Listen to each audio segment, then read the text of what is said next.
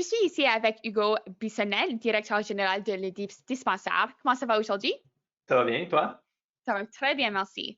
Donc, parlez-moi un peu de votre centre de santé communautaire, les communautés que vous desservez et les services et programmes que vous offrez. En fait, le dispensaire est un organisme communautaire autonome, donc on n'est pas un centre de santé communautaire. C'est quelque chose qui n'existe plus beaucoup au Québec, malheureusement, même si on a inventé ça dans les années 70. Donc, on est un organisme communautaire avec un programme qui est notre propre clinique, avec nos propres médecins, nos propres infirmiers, dans un contexte beaucoup où ce que notre mission, c'est la lutte mobilisée contre le VIH, les hépatites, les infections transmises sexuellement, et par la bande, ben, l'égalité des genres, l'équité, la communauté LGBT, puis aussi la réduction des méfaits et la prévention des surdoses. Donc, on travaille avec les gens qui sont surproportionnellement affectés par le VIH, donc personnes issues des communautés GBRSA, donc gays, hommes qui ont des relations sexuelles avec d'autres hommes, non-binaires, trans, les personnes qui viennent d'un pays où le VIH est endémique, donc beaucoup les populations souvent racisées des Antilles ou d'Afrique, les personnes qui consomment des drogues. Donc, autour de ça, ben, il y a beaucoup de pauvreté, d'itinérance, de santé mentale, de stigmatisation.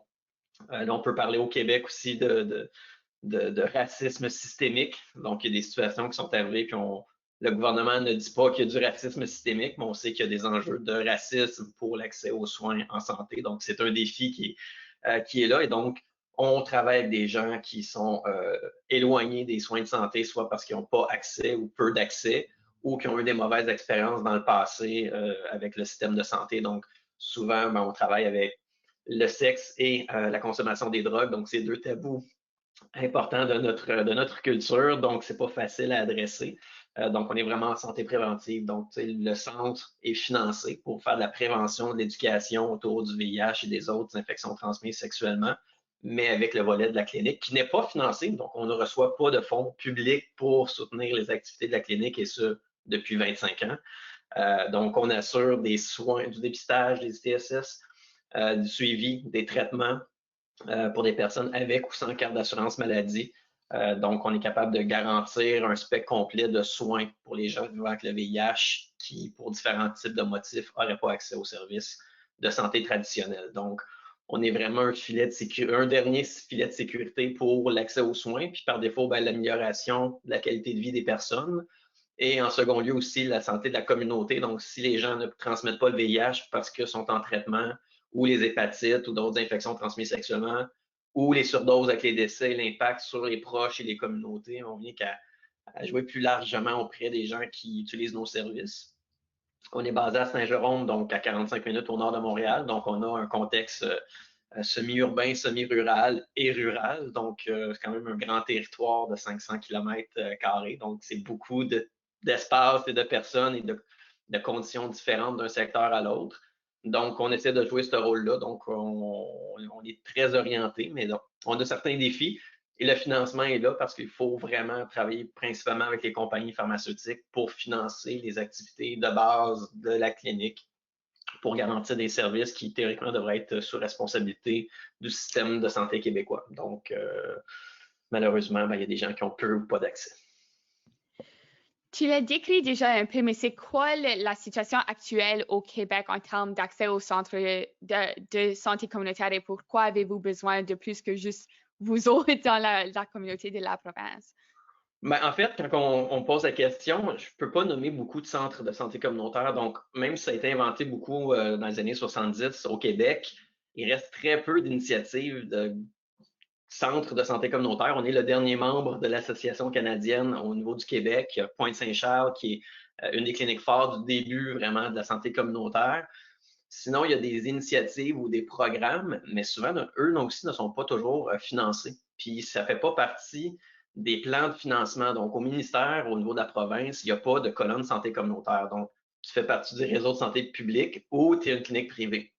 L'entre-deux n'est pas là. Donc, le système a l'air très à l'aise de travailler avec des cliniques privées.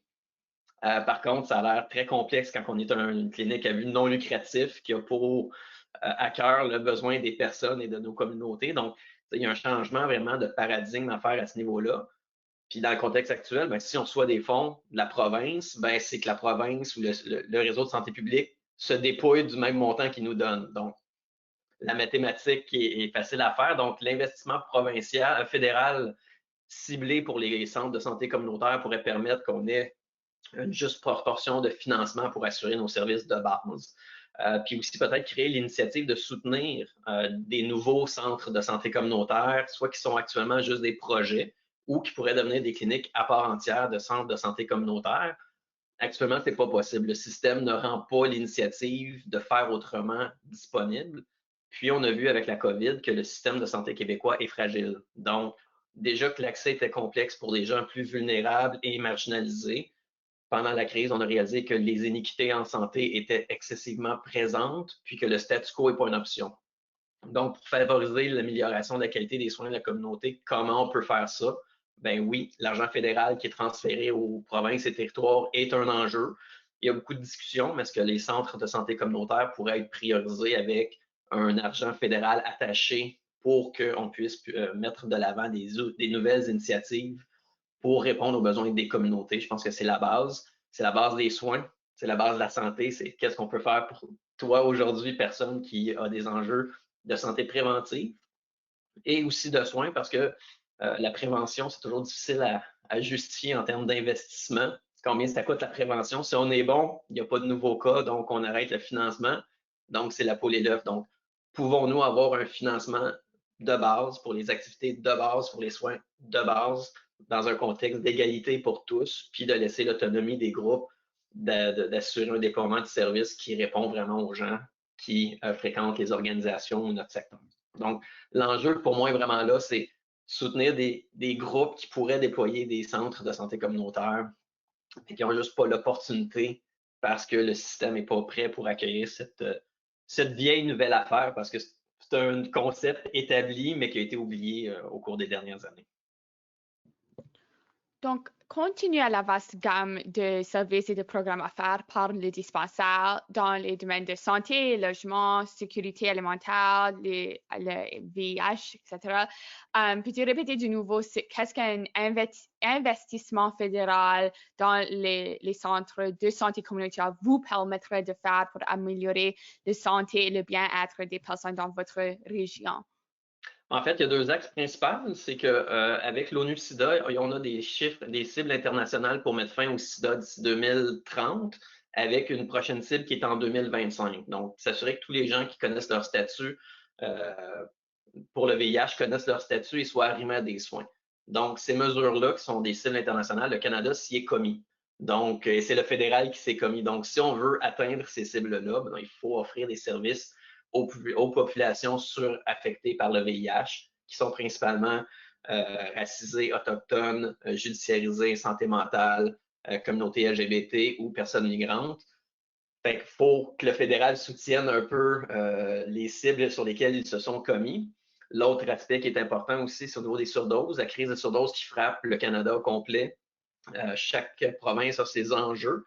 Puis encore là, il y a des enjeux de financement qui sont plutôt importants sur la capacité des groupes en réduction des méfaits à offrir des services préventifs pour éviter des surdoses et des intoxications qui vont finir probablement à la morgue ou à l'hôpital. Donc, il y a un travail vraiment en amont de sensibilisation à faire en prévention des surdoses. Puis, si on a cet argent-là et cette autonomie-là, ben, on va pouvoir se concentrer sur nos patients et sur les personnes plutôt que de jongler pour faire des levées de fonds puis tenter d'avoir des partenaires privés. On va toujours continuer à avoir des fonds privés, mais ça prend un minimum de fonds de base pour être bon dans ce qu'on est. Donc, c'est aider les gens et non lever des fonds.